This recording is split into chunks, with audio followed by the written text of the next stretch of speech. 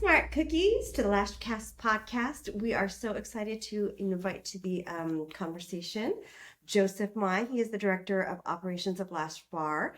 Actually, it is a welcome back because we have interviewed him before. So welcome back, Joseph. 4 years. It's been crazy. It's been a long time.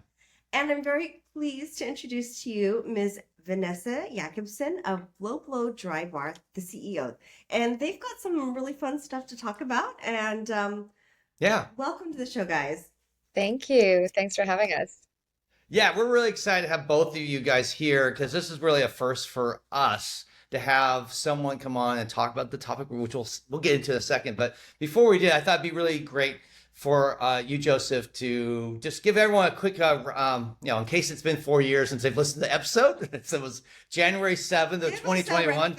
Yeah, give us a little background and update of who you are and what about what you've been doing.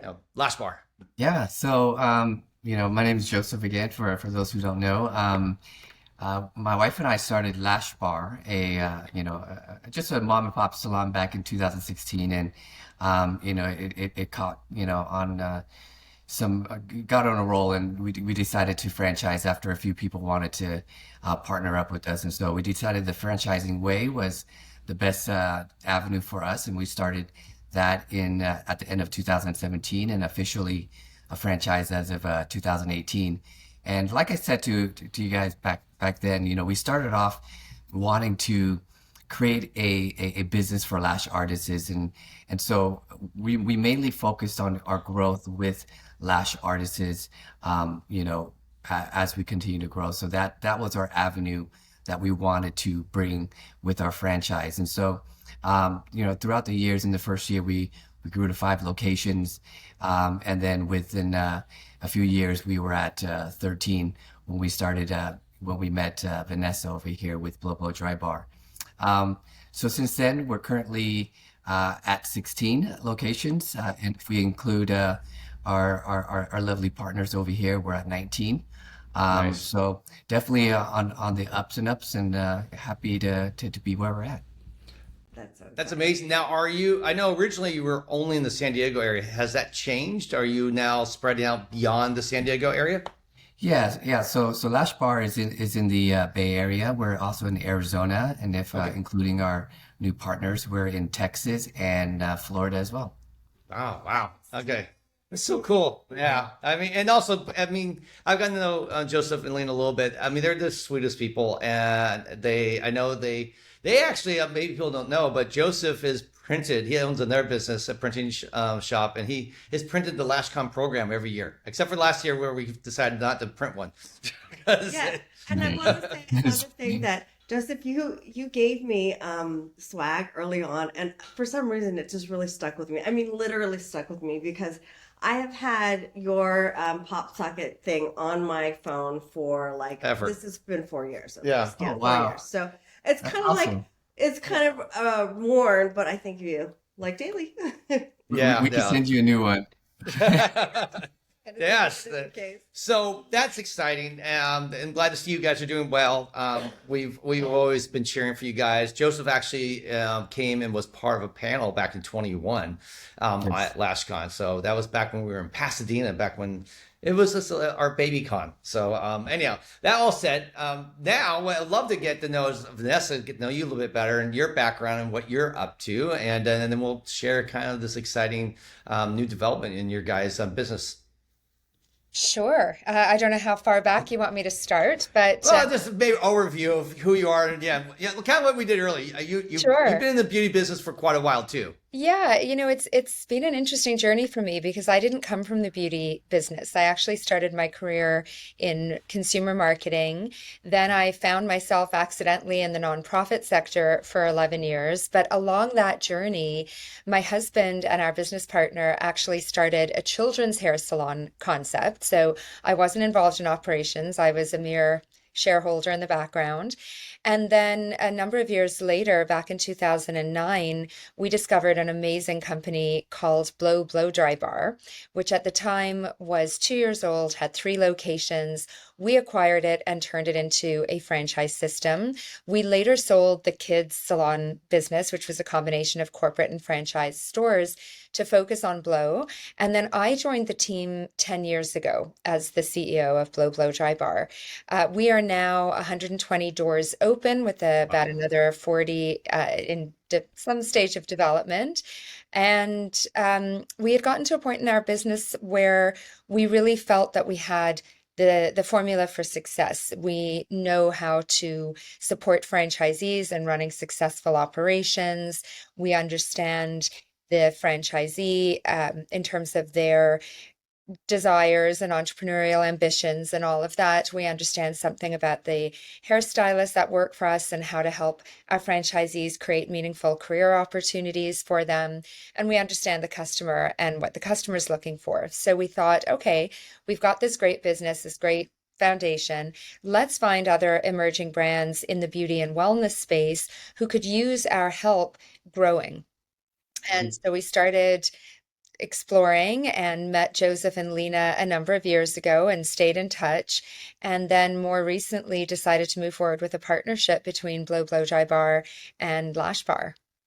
That's it. That's the big news, guys. That's the exciting thing to see. And this is something in the development of our industry. We're really seeing a maturation going on where businesses have now been around for 5, 10, 15 years, and they're going to look for growth opportunities. And a lot of times to grow, you have to either buy your competition or look for new verticals to go into. And it's just a natural process. I was telling Venessa and Joseph before this that I mean, I know pretty much all the CEOs in our industry and brands, and I kind of jokingly say, "Are you looking to sell?"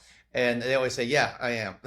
It's like sometimes it's just they're just being facetious and just saying, "I'm just trying to get out because I've been doing this industry for 20 years and I'm tired and I'm worn out." Some are really beginning to prep and say, "No, I'm ready for that next step. I want to do something different." Like some of them starting their 25 years old, now they're 35, 40, and they want a new challenge, and so they want to try something new or go somewhere else. Or in this, it sounds like in this case, combine powers and see where you can go when you have someone who's obviously got a ton of experience with franchising, and now that can take Lash Bar in another direction. So yeah, Tess. Okay, so for those who don't understand, like some of the cool speak that you just said.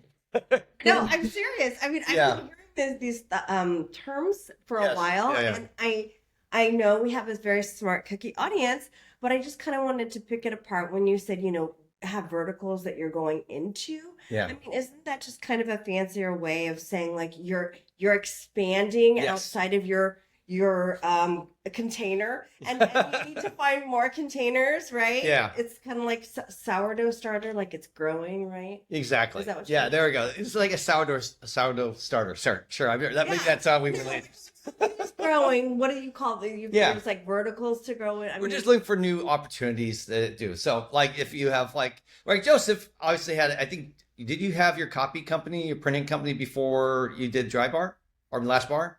Yes, that's correct. So you were like, hey, I want a new opportunity. Let's do something with my wife and build another business. So let's get into that a little bit. What is, maybe Joseph, you explain, because obviously starting working with or selling or buying or working or partnering with another company, what is it, how does this all involve? Like, how did you guys meet? And then what kind of got you thinking about moving into this new direction?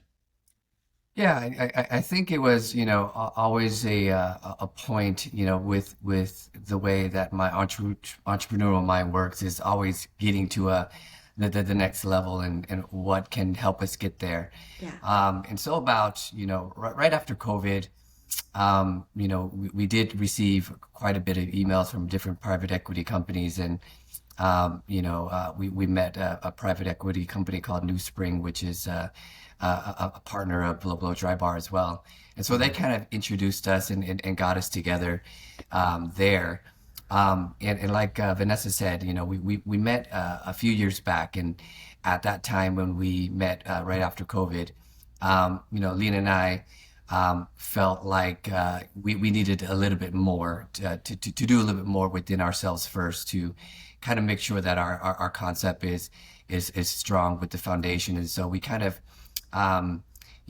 waited a little bit. We took some time to build that, and about 7 months ago, well, actually, it took a while. So almost a year ago, we were reunited with Vanessa, and we started our conversations again, and that's kind of where it went to finally making the decision to move forward together. So for you, would you say it sounds like people found you as far as the equity, these private equity, they were scouring the land looking for opportunities, and you guys popped up. How did that pop up? I mean, how do people find a brand like you guys and go, oh, here, I mean, is it just a simple like looking up for franchises and they go, oh, here's a small franchise that I think if we got the right money infused could blow up into a big franchise. How did that work for you? Yeah, I mean, I think it's exactly what you kind of said. I mean, we are a registered franchise, throughout California and in the U.S. and we're on Entrepreneur Magazine and whatnot. And so, yeah, I mean, there's going to be different equity companies that look for different sectors of business, and franchising was definitely on their radar. And so, that's something that we've got quite a few emails on that, and after talking to different ones, we felt the best fit with Vanessa's group. Now, for Vanessa, you're on the other side, obviously. Were you looking to go? Obviously, you sold one franchise. It sounds like, and now your current franchise with Blo Blow Bar is blowing up, and you guys are expanding, or Dry Bar. You can just call us Blow. It's easier. Blow, yeah, Blow. Anyhow, and it's growing. Are you guys? What got you thinking, let's find another franchise, as opposed to just saying, let's just keep doubling down and growing our current franchise? We decided we actually had capacity to do both. So we are absolutely focused on continuing to grow Blo Blow Dry Bar, and we have lots of wonderful new franchisees we've welcomed into the system recently and will continue to do so. But we did feel confident that we had the capacity to also bring some emerging franchise brands in this beauty and wellness space under our wings, so to speak, and bring all the expertise and experience that Blo and our team has, and then marry it with founders like Joseph and Lena, who come with the category expertise, who've built a solid brand. They've got a great foundation, and maybe they're looking for a partner who can come in and lend that expertise and perhaps some outside capital to help fuel the growth of the company. Yeah, and I think that's the big thing, right? Is people, it takes capital to grow to 140 spaces. That's not something you just do with a few bucks. And also, I think the expertise. I'm guessing for you, Joseph, was there a certain point where you guys were growing, like, we can keep doing this and it's going to take us, maybe in your mind, 10 years, 15 years to get to a certain point, but maybe with someone who's been down the road before you and someone who actually has more capital, you'd be like, wow, we could do this now in 3 to 4 years as opposed to really a long term. Is that kind of what was on the table I mean, for you? that's exactly it. I mean, it came to a point where Lena and I sat down and talked to each other and said, hey, do we want to keep grinding this out ourselves for the next, 5 to 10 years and maintain it and hopefully get to 20, 25 locations, or did we want to get to 100 locations within the next 5 years? And, with, Vanessa Blo and team, I mean, they've been awesome so far. They've brought their expertise and, really understanding the space and having franchise development. And so we're excited to be their partner, and we're excited to be here. That's very cool. Can we talk just a little bit? I know this is about the franchise and all that stuff, but Vanessa, can you share a little bit about Blo Blow Dry Bar? Can you tell our audience, what it is that makes it special, and then also about Lash Bar? Sure. So I'll take you back to our founders of the company back in 2007 in Vancouver, Canada. Their whole idea was that every woman should have what they refer to as catwalk quality hair, and it should be convenient, and it should be affordable, and it should be on every corner. It was sort of like the Starbucks of the beauty space.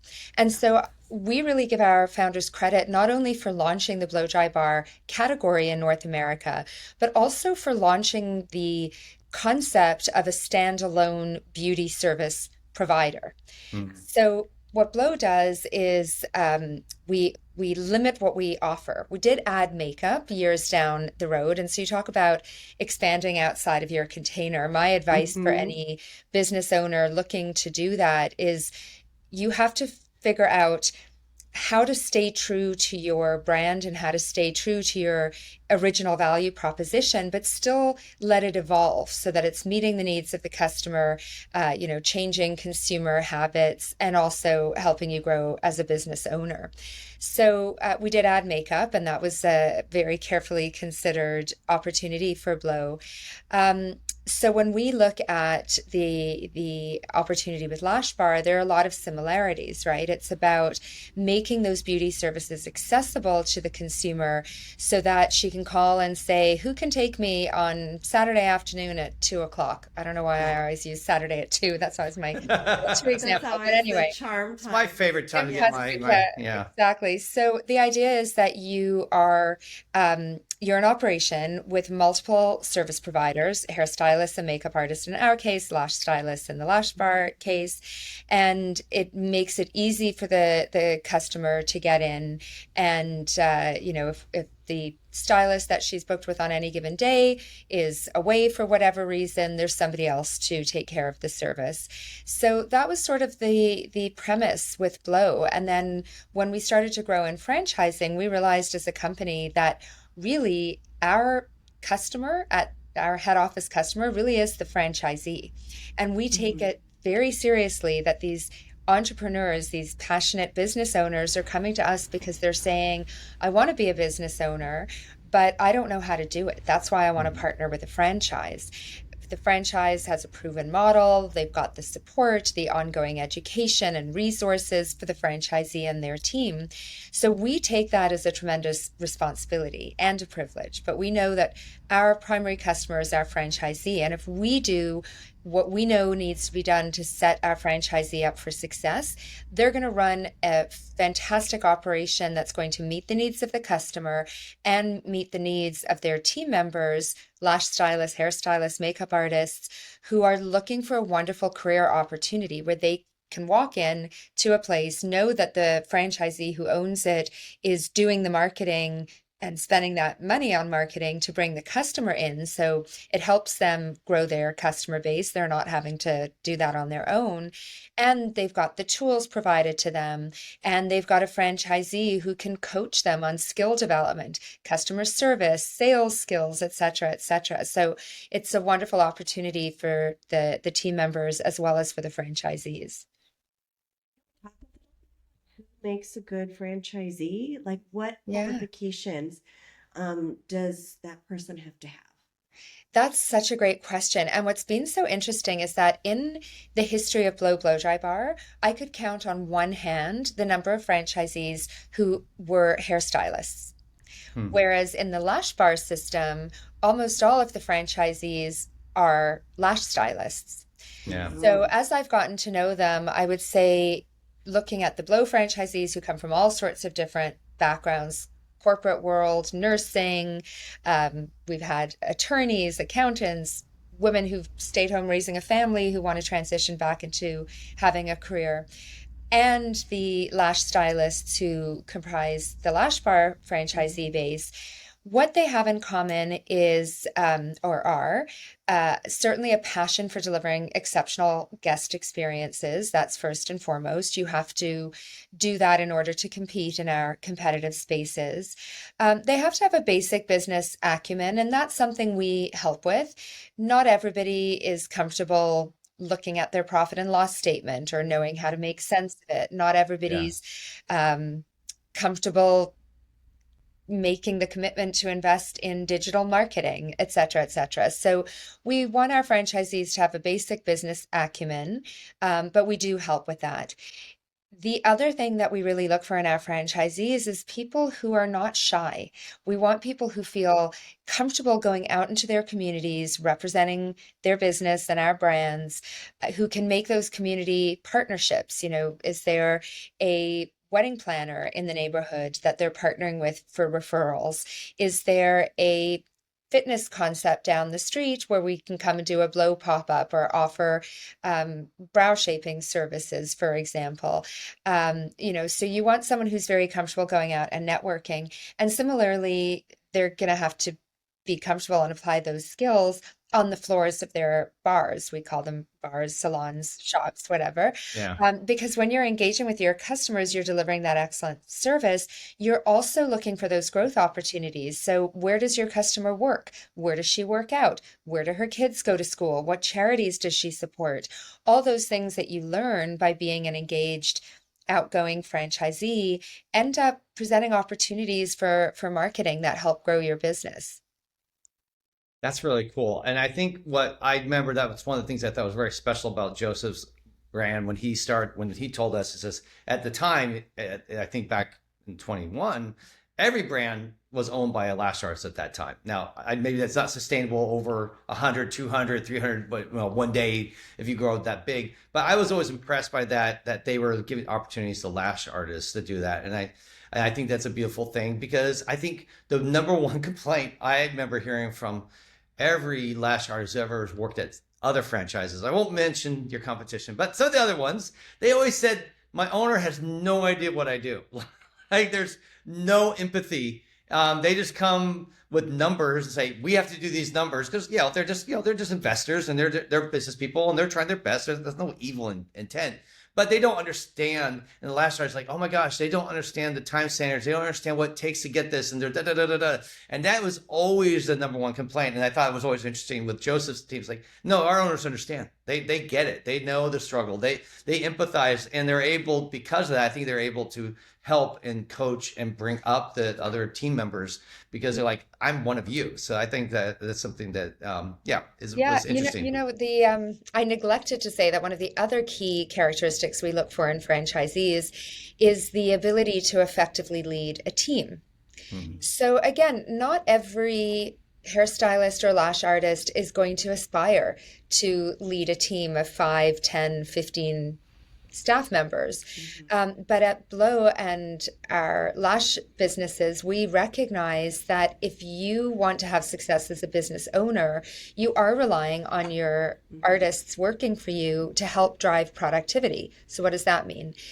They have to deliver excellent customer service so the guest wants to come back. They have to be able to make expert recommendations to the guest about the products that are going to help maintain the health of her lashes at home, or the membership program that's going to help save her money. So if you want to be effective as a business owner, you have to be able to coach your artists working for you to help them develop those skill sets. And so you're right. We know that there are other models where the franchisee thinks that they're getting this investment and they're just going to let other people run the business while they sit at home or at their desk and collect the money. It doesn't work that way. That's referred to as semi-absentee ownership in the franchise world. We don't believe in that. We want engaged franchisees. That doesn't mean that they have to be behind the chair. That doesn't mean that they have to be in their bars every day. In the beginning, the more time they spend there, the happier they'll be with the results. But we want to be able to help our franchisees develop the skill sets, to help the artists working for them develop the skill sets. Managerial skill for those stylists that do aspire to take on managerial responsibility, but those other skills that help grow the business while also increasing earnings for the stylist, right? Because if you're selling product, if you're selling memberships, your franchisee employer is probably paying you commissions or bonuses, and you're going to drive your tips, and you're going to have guests who value the service you're offering because they know that they're looking out for your best interest as the customer. So when the customer trusts their artist, they're going to request them, and they're going to be generous with their tips, and they're going to be inclined to purchase the products that they're recommending, et cetera, et cetera. That's really cool. I'm glad to hear that, because I think, in fact, I'll just say I had one friend of mine who basically got into a franchise space and bought, I think he was up to 3 places, but he had no desire to be involved in any way. Like he was as absentee as they come. and all three didn't make any money, and eventually he sold them. And I remember telling him, Clear story. yeah, and I was like, yeah, I remember he got into it. It was like 2019, 2018, and he was so excited. And I was like excited for it too. Like, wow, you're getting in the beauty space. That's where I've been all these years. And I'm excited to see you joining me in the family. Yeah. But he was like, I don't want to be involved. Yeah, I don't care. I don't care about this. I'm just I'm a like- way to make money. And I was like, it's gonna be a tough way to make money if you don't really want to be involved in your business and be connected. Like you just want to get a paycheck from it, and that's all you're looking for. I mean, that's not inspiring. I think that's the first red flag for us is that if you're not going to want to be there and that you have the misconception of, I just buy this franchise and it's magically going to make me money. I mean, we all know in business that with any business, not even franchises, if you don't put effort into your business, you're not going to make any money, right? So, that's definitely not the path that we want to take with our business. Yeah, And, yeah. with what we started, originally with Lash Artists is, I think it really helped us understand from that viewpoint of what our stylists is and our stylist owners are seeing and what they want to see in their business. And so for us to be able to create operational systems that reflect that for our non, behind the chair owners, now they're able to really understand the business and connect with their stylists, even though they're not behind the chair, because of these operational systems and all the training that they receive about lashes, they get to fully understand what type of business that they're in. Yeah. I'll tell you something cute. We've just had in Toronto we call it Blow Base Camp. So it's a training we offer for new Blow franchisees. And one of the things we do on day one is we have one of our local stylists working for one of our franchisees come in to provide education to the new franchisee. And we set up the mannequin heads and the hot tools, and we teach the franchisees how to do basic curls and waves. And we all have a laugh together because it's really hard to be good at that. And the stylists who work at Blo Blow Dry Bar locations make it look so easy. And part of the reason we do that is just to remind our franchisees who are not coming from the beauty industry, who are not stylists, that their team members really are their greatest asset. And their job as the franchisee is to respect their art and their craft and to learn from them and encourage their feedback and ideas, etc., but also to create those opportunities to help them grow. And I think for stylists working at Blo or at Lash Bar, the kind of opportunities that are available are maybe different than what they would have available to them in another salon home. Our franchisees are equipped to really help them grow and develop as artists and in their skills beyond their artistry. That's really cool because I think that's just empathy, right? Once you've been in someone else's shoes, you're gonna be much more understanding and able to speak the language and connect with them. I mean, Tusney, we're consultants for a company called Loom. They're the robotics company. I don't know if you guys are following them, but we've been working with them since 2017. I think is when we first started helping them. And Tusney actually went and taught the whole team how to do lashes. The engineering. We're So talking the engineering. yeah, so we had a room full of 10 engineers and software developers all struggling to do lash extensions. It was hilarious. And I remember it was actually for them was great because they get the lashes on them too, right? So they can know what it's like to get lashes and they can understand what they're trying to accomplish to wow their clients and so forth. So I think it's always great when you get the people who, maybe they're cutting the checks, maybe they're running things, making all the decisions, but they've been in those shoes and they can understand it better. And I'm sure for your little your dry bar camp was fun. Like it must have been really, really fun and entertaining at times. So I hope you have lots of photos and videos of that. yeah, we do. We've never shared those actually. We have a bunch of it. I shot videos and photos. We never, I think our podcast had just started, so we didn't put it out there. But anyhow, that's really cool. Now, for you, Joseph, you obviously you didn't exit. A lot of times, sometimes owners will come in, get bought out, and they'll just exit their companies. Sometimes owners come in and they're required by contracts to stay around for a year or two. But it sounds like what you've shared is that you guys are more of a partnership. So maybe you could explain kind of like the deal and how your relationship is with Venessa and her team. Yeah, one of the biggest things for me and the reason why I do this is really because I want to, just similar to you, help other business owners be able to be, profitable in the lash space. And so even though we decided to partner up with Venessa, I mean, you know, there's always that part of my heart where I want to make sure that all of our owners are successful. And so, it was never an idea that I'm just gonna take off and say so long and good luck, but we definitely want to be able to continue to use the resources that Vanessa's team brings, so that our current owners can do well, and of course our future owners as well. And so it was never a thought in our mind that we were going to just dip out and say goodbye. It was from the beginning with all of our conversations from day one has always been with us being here to grow together to get to a certain point. Now, I'm not going to say that if we get to a certain point that it's not time to move on at whatever point that is. But I mean, until we reach our main goals that we've spoke about together, we're going to be here. That's cool. No, I think it's great. And it's always better, obviously, because I think, at least every person I know who has a business brand, or, I only know a couple franchise owners, but on the brand side, most of them, their biggest fear is letting go, right? They spent 10 years building this baby and they love it. It's their child. It's like family to them. And for them, just let someone else take it over is extremely scary. Were some of those your fears or concerns too? And then were there other people that you're considering? Or was it like when you guys met, was it very natural growth? Like, oh my gosh, these are people that care. I can see from their past track record, they're the right people. How did that all play out for you? Yeah, I mean, it's just really looking at the strengths and weaknesses of myself and Lena, right? I mean, immediately when we met Venessa, we knew that she was the perfect CEO for us. I mean, sometimes as an entrepreneur, they always say that, the entrepreneur sometimes doesn't make the best CEO, right? Mm-hmm. And, I'm the type where, I get, very excited about technology, about different aspects of operations.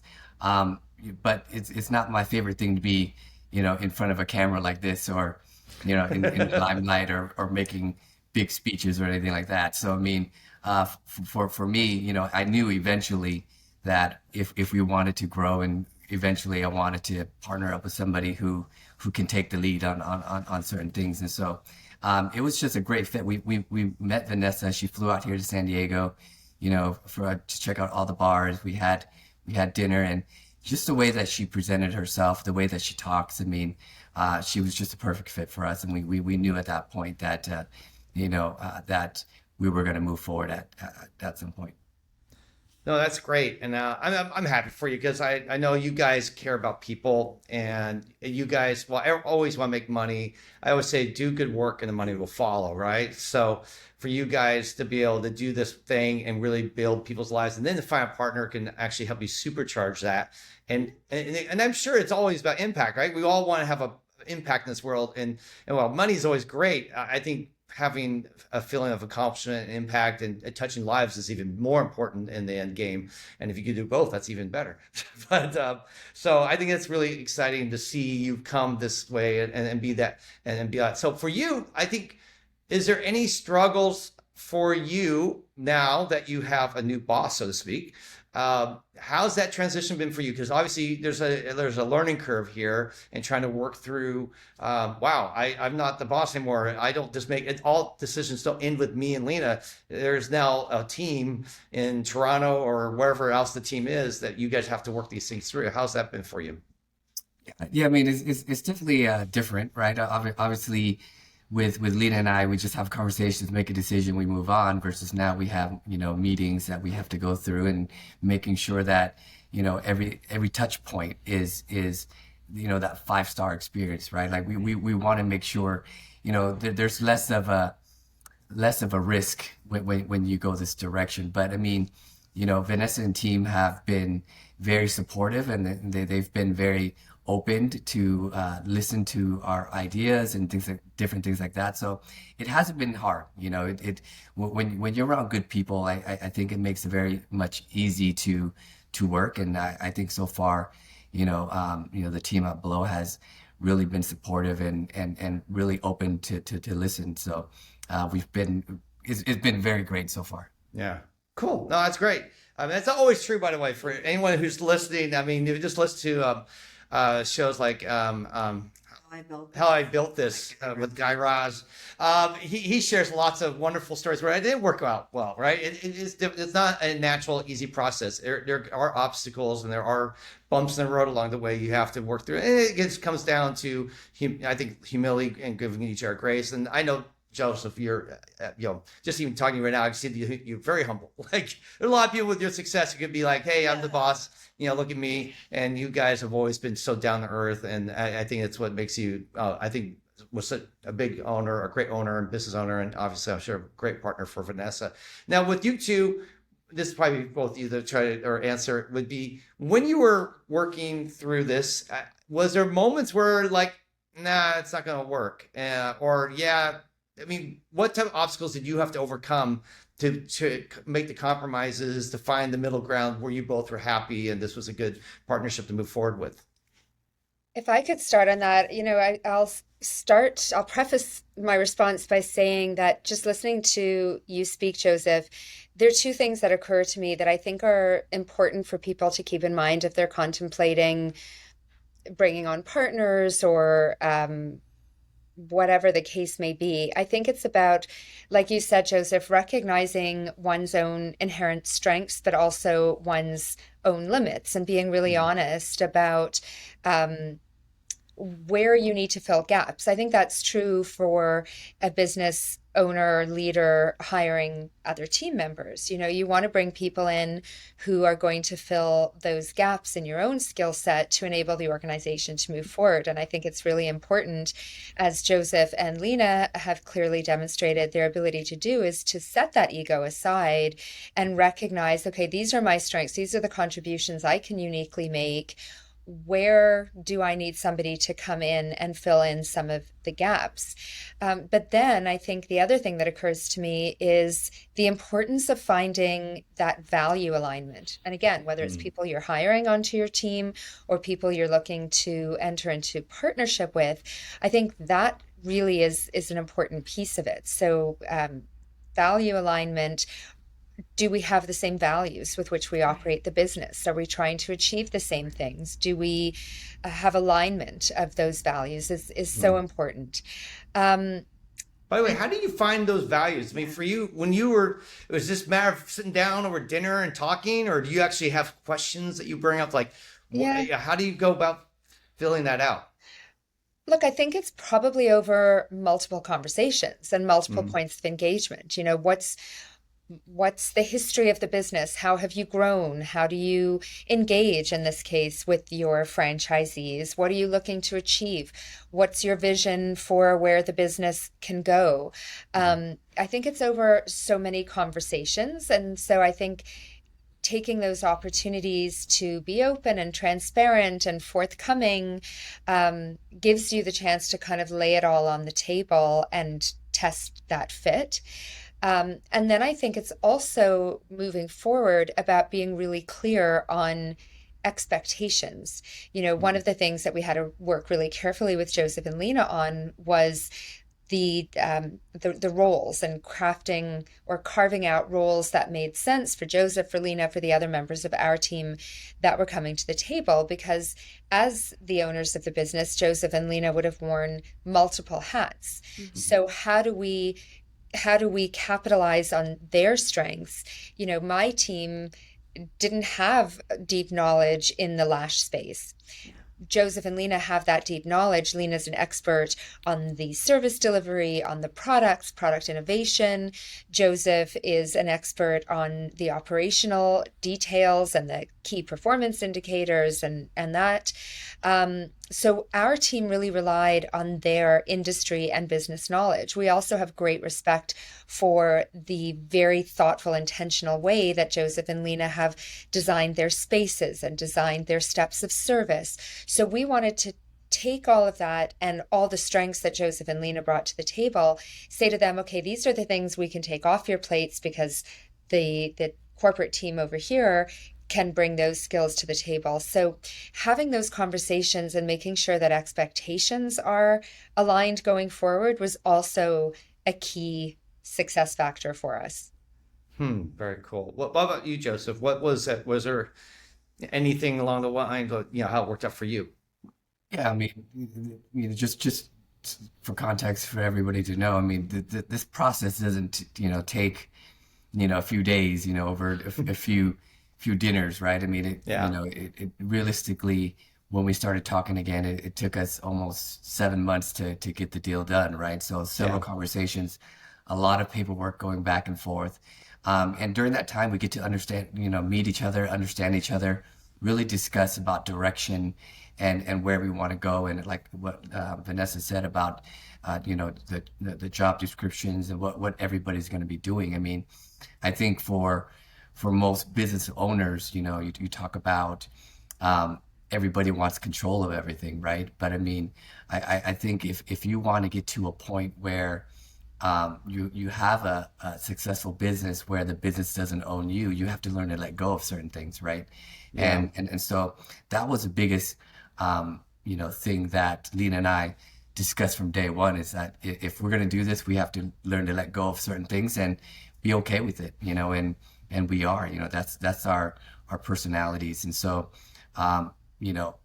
understanding that what our roles are going to be and what, roles that the corporate team is going to be taking care of, that really drove us to make the decision to move forward, because, that was a discussion that happened over a long period of time, to make sure that we're going to be happy in our roles, Yeah. because obviously if you love this business, and you want to wake up and be happy every day, you got to be happy with what you're doing. So Yeah. that's ultimately, what drove us to move forward.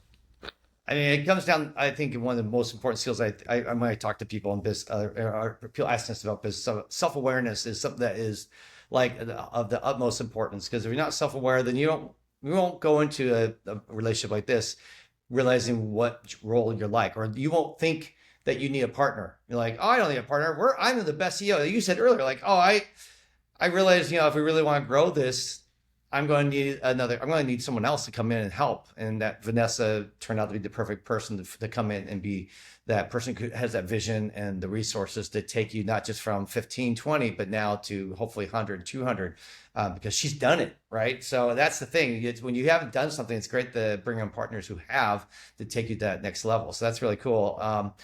Real quickly, and we should probably wrap up here soon. So this has been really cool. What advice I guess we'll go both sides with this. For you, Joseph, what advice would you give someone who wants to sell their business? Like someone has a couple salons maybe, or even one salon, or maybe it's a lash brand. What kind of advice would you get to them so that they would be better prepared to hopefully one day be able to sell their business? Yeah, I would definitely say, just first off, knowing yourself and where you're at, right? Just understanding what is your end goal and what are you looking to get out of it? I mean, if you have two salons, I mean, are you leaving because you're overworked, or are you leaving because you just don't love the industry anymore, right? Because if you're just overworked, that just means that you just need more operational systems in place that makes things easier for you. And sometimes that's why franchises are always the good option for that, because they provide those things. But if you just look at yourself and see what that goal is, I think that's really going to help. But number one, you got to be profitable, right? Nobody wants to buy a business that's not profitable. So make sure you're By the way, there's some people don't understand that concept. They're like, I have a business, it's losing money, I want to get out. I'm like, this is not the time to get out. Yeah. So just make sure you're profitable. Investors and whatnot, they want to make sure that that business can run on its own, right? I mean, it's a standalone business, and so that's a start. That's where you want to start. And I want to say when you find partners, because I mean, I've had partners, where it didn't go the right direction, right? So you have to be able to look for a partner that has open lines of communication, where if things aren't going your happy rainbows, you can still talk about it, right? And have an open line of communication. Otherwise, you're gonna have this build up where you're gonna get angry and not want to be a part of that relationship anymore. And so it's just like any marriage, you have to communicate with each other, and you have to be able to learn how to communicate with each other. And so that would be my advice for anybody who's looking to sell is number one, get your business to be profitable. And number two, look for a partner or somebody who's gonna be able to communicate well with you. Yeah, I mean, I've always been told by I've never sold a business, so I don't know, but have a clean balance sheet. It's really important. I've heard so many people excited, like, oh yeah, I'm going to sell my business, and they think they're profitable, and then they don't track their balance sheet ever, and then they finally get one and they send it over, and the person's like, what the hell's this? There's all sorts of numbers backwards or upside down and all this. So it's not, really, if you, I guess, would you suggest hiring a CPA or someone, or there's people that you can hire that would come in, a specialist, like, let me set you up to help get your business ready? Yeah, I mean, if you have the resources to have that, then sure. For myself, when I started that, I started with pennies, and so it was always learning yourself and learning how to do it. But with our especially with our franchise program, I mean, the first thing we teach our owners is you got to know your break even, right? I mean, your P&Ls and your break even, and what is it going to take for you to not lose money, right? Because every business is going to lose money in the beginning. I mean, you're investing the money in, and you can't be profitable on day one. So it's just learning step by step and how to be organized. That's going to be the best way to move forward. I mean, you don't have to pay somebody, to start your business, as a CPA or whatnot. But it's just learning how to, even going on YouTube and learning how to use QuickBooks. I mean, that's going to be a first step on understanding your business to getting it profitable. And for you, Venessa, as I'm sure you, after this, who knows, maybe some people reach out to you guys like, hey, Venessa, I love to sell my business. What advice would you give to people who are building their business right now? And you as someone who has now bought a franchise and all that, or maybe get into lash brands one day. What are you looking for? What advice could you give? Very similar to what Joseph is saying. And, in the world of franchising, we always have franchisees that have decided the time has come to move on from our franchise system and they're looking to sell their business. So I learned a long time ago, somebody said to me that in the franchise system they were with, their advice was operate your business as if you're going to sell it. So what does that mean? That means imagine one day what a future prospective buyer for the business is going to look for. Yes, profitability, as Joseph said. Yes, clean books and clear financial statements so they can really confirm the profitability of the business. Great customer base, good systems, stable staff, all those things. Those are the things that you want to have as a business owner anyway. So if you use that frame of what would a prospective future buyer of my business be looking for, and run your business for that audience today, you're going to be better off as a business owner. We tell our franchisees, if you are operating without looking at your profit and loss statement every month, you are operating blind. And worse, there could be danger brewing that you're not aware of. I like to use the analogy of if you had a leak in the wall of your home, would you want to know about it when the leak first starts? Or do you want to wait months down the road when the leak finally breaks through the drywall and now it's a catastrophe? Obviously, you want to know as soon as possible. It's the same thing with your profit and loss statement. You want to be able to spot the opportunity so that you can save cost where you can, and that you can drive opportunity where you can. The good thing about a lash business or a blow dry bar business is that the profit and loss statement is actually pretty simple. It's not that complicated. And Joseph's right. Online, there are so many resources available to help people learn how to do this, learn how to use QuickBooks, learn what's the profit and loss statement, how do I manage cash flow, basic business fundamentals. And I would say to anyone listening, if these are things that are making you go, oh my God, I hate that stuff, or this is giving me a sick feeling in my stomach, then I would say to you, push yourself. Go and find these resources, learn, get over those fears, because you cannot operate your business successfully if you don't know your numbers. Yeah. So, we here in life operate with the end in mind. It's a good discipline because it enables you today to put in place good practices that are going to serve you well today and down the road. Yeah, I think a lot of people, just like when you built your business, you're always thinking about your customer, right? You're like, oh, I want to build my business so it wows the customer, blows them away, makes them excited. Well, if you're really thinking bigger term, you're actually not just building for your customer, you're building it for that buyer one day, because you want to be able to present to them a company that's has systems, has operations worked out, has all the training worked out, everything's written down, everything's planned out, so that you can literally, when you sell it, you can hand them the book, say, here's how you run my business. Here's the playbook. If you follow this, you'll have the same success that I have. And if you don't, and if you don't have any of that, you're just like, well, I just have this.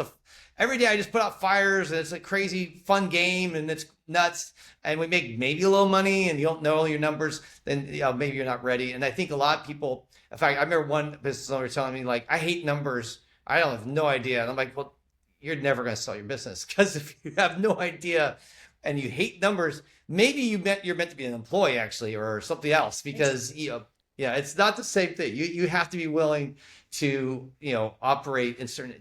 When you signed up for the job, right? If you're going to be an owner and run a business, you've signed up for the job of having to do certain things, and knowing your numbers is one of those things you have to do. So you're right, and you can learn it. I mean, the internet more than ever is full of resources for you to grow, learn, podcasts, YouTube videos, books. I mean, there's no excuse. You don't have to go get a master's degree in business now to be able to run a business. You can do that yourself and learn it the hard way a little bit, but it's definitely doable. So with any new franchisee that signs on, and current franchisee, we have a coaching program. And so, that we have certified coaches on our team that really, meet with everyone. And one of the biggest questions we start in the beginning is, why did you do this business, and what is your end goal? Right? Because knowing that end goal first is important to draw the roadmap to what you want, right? I mean, if your end goal is, I